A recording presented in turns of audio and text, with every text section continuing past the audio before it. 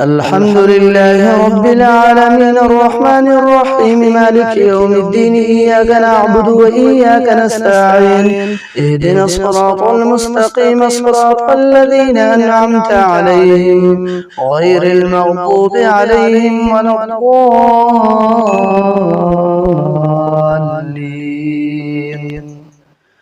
عما يتساءلون عن النبأ العظيم الذي هم فيه مختلفون كلا سيعلمون ثم كلا سيعلمون.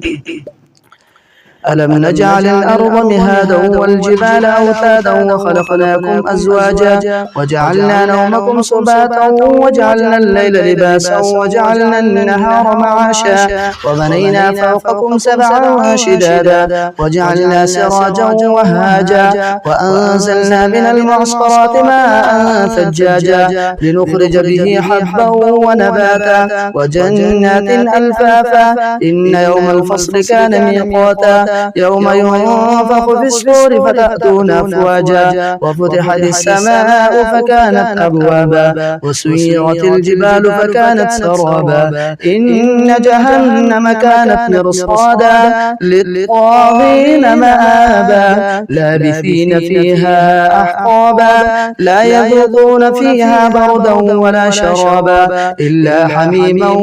وغساقا جزاء وفاقا إنهم كانوا لا يرجون حسابا وكذبوا بآياتنا كذابا وكل شيء أحصيناه كتابا فذوقوا فلن نزيدكم إلا عذابا إن للمتقين مفازا حدائق وأعنابا وكواعب أترابا وكأسا دهاقا لا يسمعون فيها لغوا ولا كذابا جزاء من ربك عطاء حسابا رب السماوات والأرض وما بينهما الرحمن لا يملكون منه خطابا يوم يقوم الروح والملائكة صفا لا يتكلمون إلا من أذن له الرحمن وقال صوابا ذلك اليوم الحق فمن